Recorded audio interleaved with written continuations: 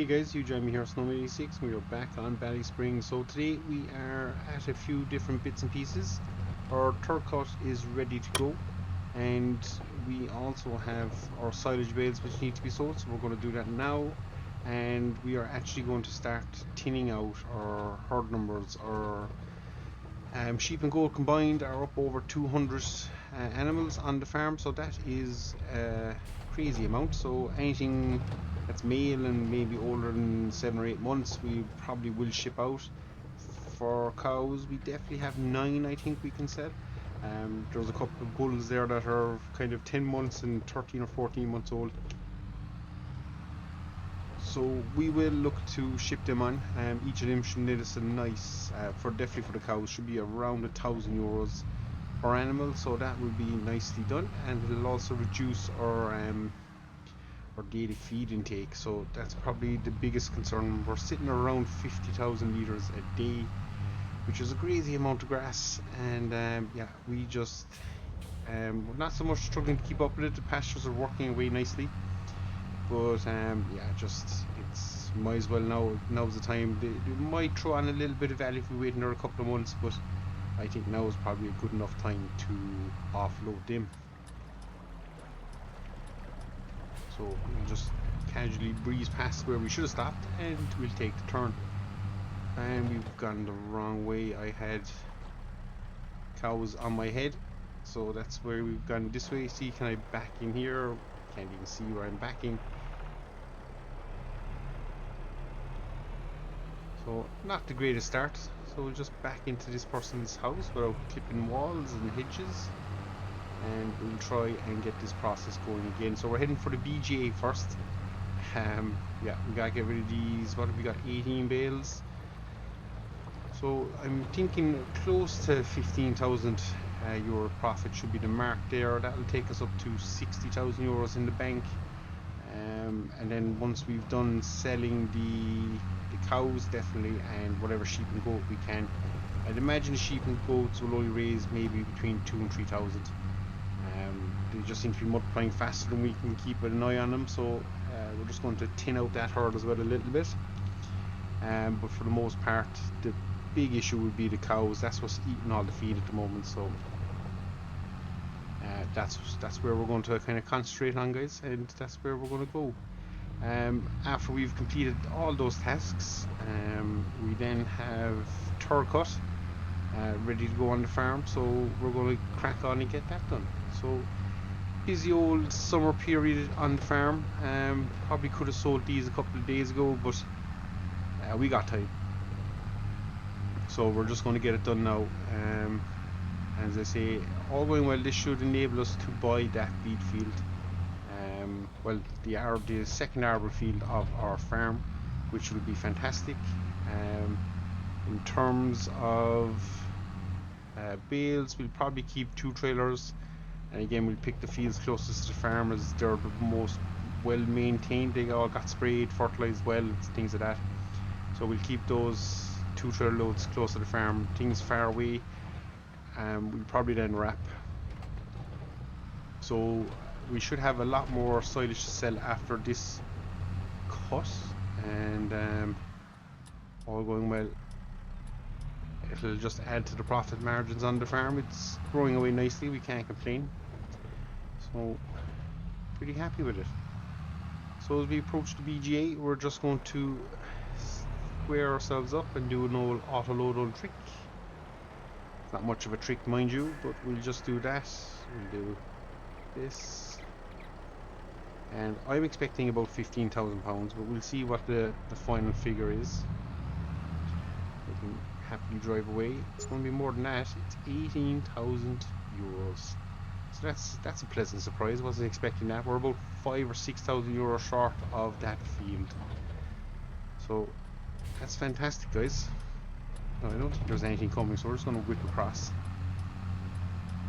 So we're going to bait back to the farm, guys, and swap trailers, throw on the animal trailer, and we'll be back to load up animals. We'll probably take them from the field. I suppose it makes the most sense. We'll just get them out of there. and we have a couple of trips then to do, because as I say, we can take all the cows in one trip I think, but for the sheep and goats, yeah, we definitely have to do a couple of trips then. So I'll be back to the farm and I'll see you here in a second. So we have 8 animals loaded up, guys. So one is only about 9 months old, but that's okay. We said we'd take the full trailer. They're worth between, well, the youngest there, 9 months, is only worth about 900 euros. The oldest of them is worth about 1200. So all in all, we have 8. We'll average it at around 1,000. That's 8 grand. So we won't say no to that. We've left the water bowser out in the field as well. It's just full of water. We can get in there, hook up and unload it at any particular stage we need to. So that is handy. But you can see they have a little bit of grass, but not a whole pile there, so we just need to keep an eye on the far off pasture. I think it has one more stage of growing to do, and then we can move them in there again and let that pasture recover. We could probably realistically do the third pasture, guys, but we probably won't be picking one up this season unless we get one at a reasonable price. I don't think it's going to happen. So that's probably where we are at the moment. I'm not too pushed on clearing the loan, as we are making money, so the loan will clear itself in time. And again, if we get a large chunk of money and we don't really know what we're going to do with it, we could attempt to do a bit of a refinancing. But I think we've about maybe, is it 8 weeks, maybe 9 weeks till Farm Sim 25, so we'll just have to see how well it goes for us. And yeah, I get the feeling this could be our last year on the farm, and if it is, we probably will see what kind of a standing we've left at. Failing that, we could keep going, and we'll see exactly what that entails. But we might take a shorter break, well, a short break, I mean maybe a week, and prep for Farm Sim 25, where we just as I say, we'll take the week off, might do some different content instead of Farm Sim, maybe a bit of Euro Truck or something along those lines. But for now, this is where we are, and yeah, we're going to sell these. We're going to get back to the farm again straight away, and we are then going to be selling goats. So we're going to be loading up a trailer full of goats, and we'll be taking them to market then as well. And hopefully that will just kind of ease concerns. As I say, I think we're about 51,000 litres of food required a day. So I really should actually now have a look and see what it's after dropping to. But we'll do it once we sell these bad boys. Let me just get here so I don't miss the sale point. I think it's in that ballpark. So if I think I'm right, I should be able now to open this, and there we go. So we can now select these boys. There's 3 there. They're going to go for 4-4. We'll gladly accept that. We have 4 here, and they're going to go for 5-2. And then we have 1 for 800. So that's, yeah, definitely over. It's about 10 grand, I think, all in from animals. So yeah, we can't complain with that, guys. That's pretty good money. So definitely not going to complain a whole pile about that. We'll get back to the farm. So the next one we're going to be going for is the sheep and goats. As I say, I don't know how many are probably due to be sold or ready to be sold to market, but we've 202 of them, so I don't think I can be overly concerned. And I must flick through it because we could probably start picking some of the older ones now as well and moving them on. Although they're not near an age yet, we're really concerned about them getting too old. But yeah, we'll see how we go. That could be a winter project. For now, I think we'll just reduce the number of young males that are in the pens, and hopefully reduce again the feeding concerns there as well, guys. So yeah, we'll see. We're going to belt back to the farm here anyway, and we'll be loading up, and I'll be on the road here in a second back to the market. Just going to slip out this exit here. So we have 12. We have 12. Is it 12? a mixture of sheep and goat on board, and surprisingly we probably have another sale we could do there, so we're going to come back, load up again, and move them on. So we'll see what we actually, first we'll see what we get for this load. We won't be too fussy on it, but they're a little bit younger, so it might be worth waiting a couple of months and just let them mature and then move them on. But we've managed to bring the goats under 200, which is nice, and our cows are back to 49 cows, so we'll be back in a bit anyway to start mowing first cut, but we'll just update you on the food figures and what that kind of did. I think the sheep and goats were up around the 66,000 litre mark for a year, which isn't a whole pile. It's still fairly manageable. And our cows were 52, I think it was, in around that ballpark anyway, between 50 and 52. They were definitely consuming that a day. So yeah, it just shows you the difference really when you have 200 sheep and goats, and in a year they'll consume more or less what 50 cows will consume in a day. So it just shows you the difference in feeding and maintaining. There's a lot more work goes into the cows than there is the sheep and goat, and we've kind of seen that anyway. They kind of tend to look after themselves. We don't really get involved the whole pile, bar the milk and the wool that we sell and collect from them. We do a bit of watering, but I actually don't think, since we've landed here on Ballyspring, we've actually had to feed our sheep or goats. They tend to work away off that pasture, so wow, we're a mile away. So I'm pretty happy with that. If we can keep that up, we'll be doing okay. Go a little bit more. So we'll sell these bad boys. We'll see what we get. Hopefully a pretty penny. Yeah, maybe not a pretty penny, but we'll see what we get. And yeah, you can see we just had a few kind of 2s and 1s, and they were just, I think there's 3 there, 1 there, and 1 there, no, 1 more. So that'll do it. That's about what, 3 grand, maybe just under 3,000 euros for that quantity of sheep and goats. So it's probably a good thing there's not that much work in them, because wrong button. They certainly don't provide a whole pile of income on the selling side of it, but definitely the wool and the sheep, or the wool and the goat's milk, is where the money is made there. But again, it's a small income. It's actually, well, it's not bad. We're averaging maybe about 20,000 a year off it. It's not that bad, but compared to the cows, again, in that space, 2 days with more or less, with the amount of cows we have, 2 days would make that money in as well. So definitely cows are the way to go if you're looking at money making. So we're going to bait back to the farm here, guys, and we are going to throw off this trailer and connect our front end rear mowers, set up the butterfly mowers, and we'll be back here for third cut of grass. So plenty to go. Yes, we're only just breaking ground now on June, but we have 77,000 in the bank, guys, and the field we're looking at, I think it's 68. So that might happen, or we could do what I normally do, get sidetracked by a grass field in the hopes that we'd bale more silage and make more money, and then we never actually get around to buying the arable field. So we have options, but we just want to make sure we pick the right option. So on that one, guys, I'm nearly back at the yard, so we're going to bail out of it here, and I'll see you in a second, and all going well, we'll be back first cut on grass. And we are back.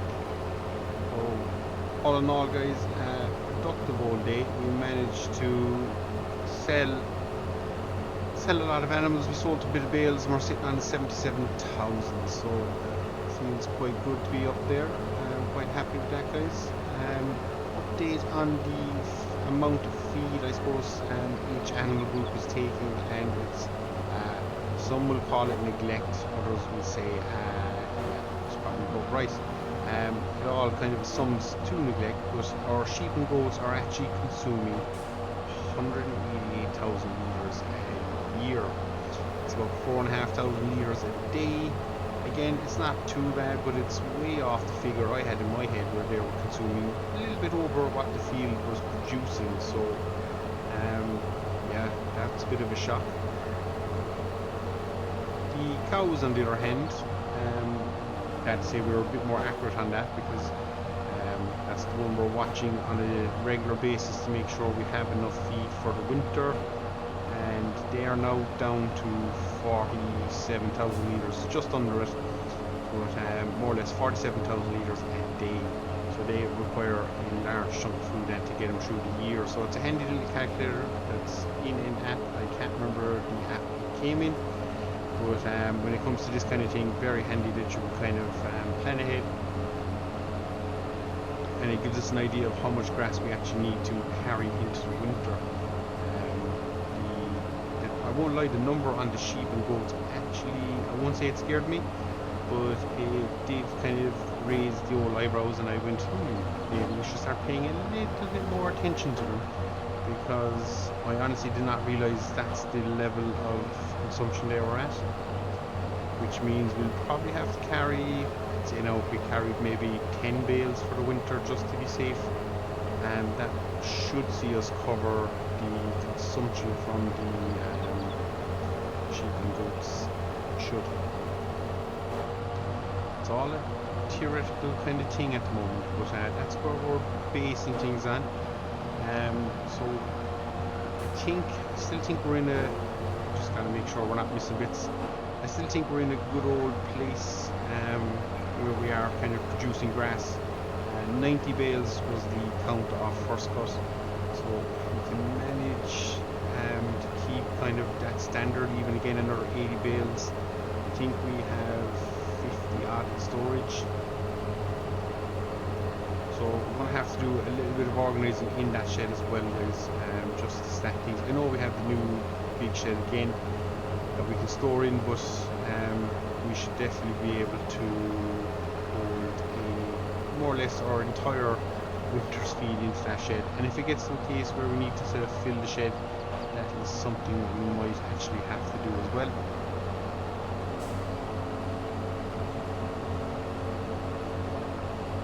But for now, well, we won't be far off filling the shed, but for now, as I say, we'll probably try our best to keep 2 loads of bales.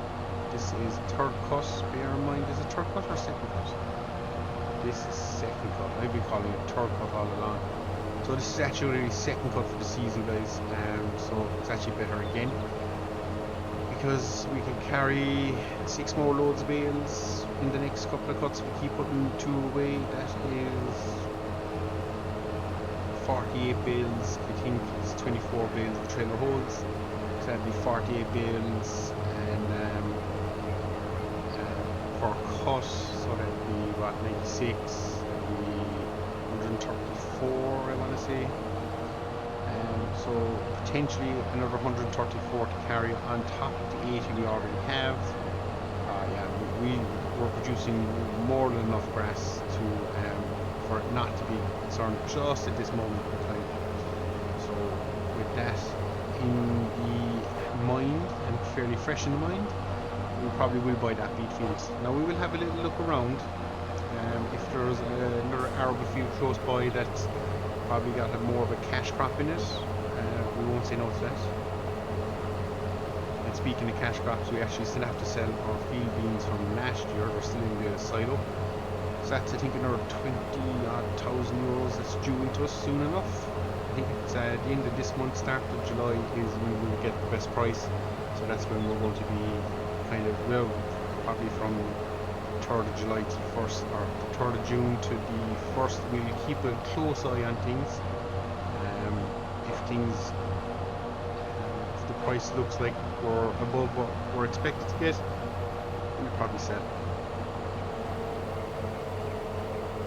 So that's where we are. So it definitely is an arable field we're going to jump on next. We just don't know what field. I do like the idea of buying that beet field and closing up the front of the farm there. noise gate. We don't own that land already, so that is probably an area where we are going to jump on. And jump pretty fast and hard on it. There's obviously 2 grass fields out there as well we would like to purchase. Problem dropping time. So the 2 grass fields along the kind of front of the farm, well, there's 3 fields in that area. Will set us back about 130,000, I think, to buy them all. We don't have that money, but in time we will. Maybe for third cup we could have picked up one of those grass fields. And if that is the case, potentially could look at converting a few more fields into pastures. Wrong button, as we're producing enough grass, as I say, to carry us. So my main concern wouldn't be the storage of grass or the holding of grass, because I think we'll have enough. So if we could maybe carry a few extra pastures, it might take pressure off. I think a third pasture is needed,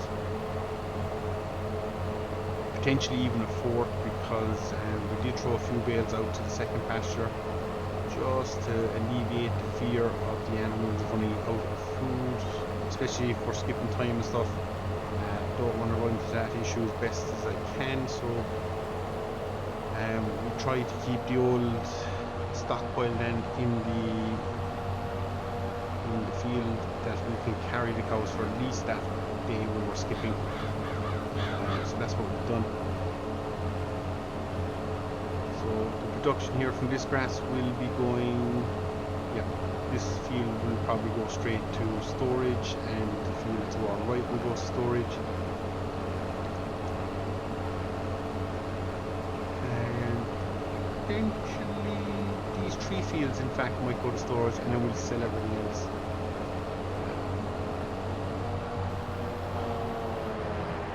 Probably just gives us the best base. I think I need to raise the rears. It just gives us a good base there, I suppose, for going forward, that we'll have enough bales. I think between these 3 fields we produce close to that kind of 50 mark. I think it's 2020, and it might be 10 or 12 off the last field, something around that area anyway. So these 3 fields, we keep carrying these each cut, should be more than enough. Now I need to get not a little bit creative, but I need to unfold this first.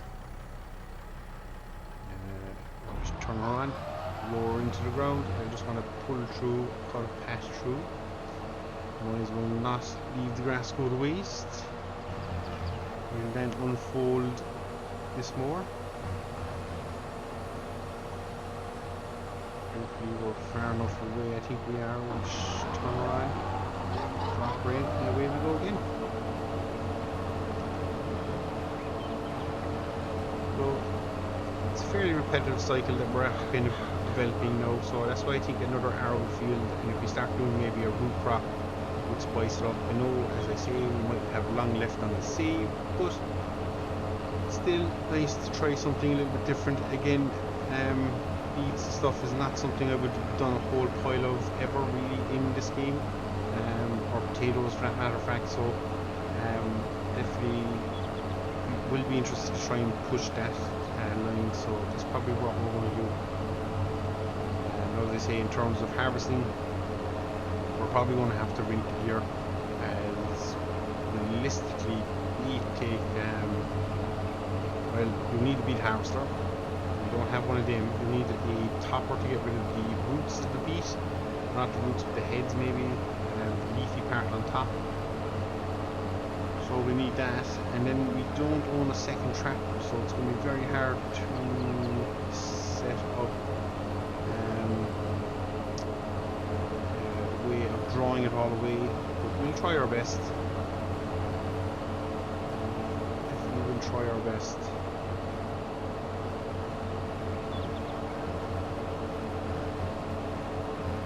Let's be back up again. A couple of things that will catch us out with beets. We're not quite 100% there ready for it, but it's in the field, and as I say, unless there's a field of similar size or bigger with a different crop in it for the same price, we don't come across that, yeah, we definitely probably will be looking at a beef field harvest. We want to back in there, but we did. So we're just going to press on here. We've plenty of grass to mow, and the butterfly mowers are a fantastic job. They really do speed up the process. Like there's no tomorrow, so we'll knock out these couple of fields pretty handy, and it does kind of future-proof us as well a nice bit, because if we do pick up more pasture land or grassland, shouldn't really set us back a whole pile in terms of time cutting. We used to take a little bit longer with the front end single mower, and it used to take a little longer with just a single mower at the back. So we've definitely sped up the process, so it would be no problem to take on more grass if we needed to. But for now, it's not really a huge concern, so we'll just going to avoid it. I think arable would make it a little bit more interesting, because we don't do a whole pile of arable. We do tend to produce enough straw to carry us through for a year, so there's no panic there. But the amount of manure and slurry and stuff we're producing, it probably does make a little more sense to have the arable or a second arable field on the go. It's not going to set us back a whole pile. And it's even something that if we wanted to down the line, we could rotate between wheat and maize. We do like a maize silage, but again, a lot of money in setting up for maize. Obviously, if we're getting into beet on a big number, we'll have the seeder, but a forage harvester we would not have. And again, the ability to multitask that, well, it's easy to multitask it. Just use course play or something along those lines, and we should be able to work the field together. But again, it will require probably 2 tractors, 2 trailers, forage harvester.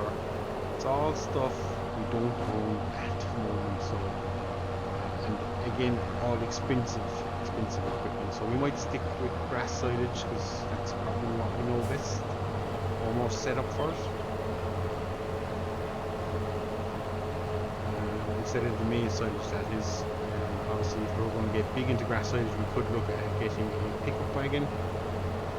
And then if that was the case, we'd be looking to change out our rear butterfly mowers to ones that could potentially windrow, and that would save us a nice step. In fact, why didn't I do that? And why is that only dawning on me now that we could have picked up butterfly mowers on the rear that would have allowed us to windrow it, and that would save us having to come back in here with the windrower. Thinking, so that's potentially an upgrade, guys. Again, that would speed up the process fairly quickly, because we could really flop grass, come straight in behind it and start baling. Whereas now we have to flop grass, go away, windrow it, and then come in behind and bale. So there's definitely room still for improvement, and I can't believe I haven't thought of that yet. Probably would require an upgrade to our tractor if we're going to get into that kind of a setup. Those butterfly mowers would take some big horses, leave some dirty hills here, so we're probably looking at definitely a 300 plus horsepower tractor for that setup, and we don't own that, and this massive can't get to there. I think 280 is its cap. I think we might even have it capped out already, I'm not sure. So definitely be looking at the 350, 370 mark, so we have to see what's out there. And we can't afford to buy new, so again you'll be relying on the used market, so that's probably why we didn't do that. Thank God I've managed to talk myself into a reason why we didn't do it, because otherwise I would look fairly foolish, wouldn't I? So yeah, things that cross your mind when you're mowing grass, guys.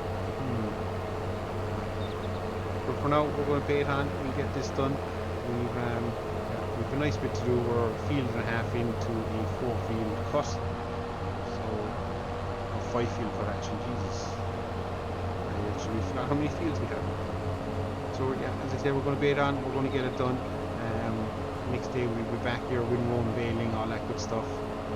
and we'll see what the magic bale count is for our second cut. See, it has a drop from the 90 that we produced in the first. It will be interesting as obviously the pH levels of the field and we'll have adjusted a little bit and certain other things will have changed.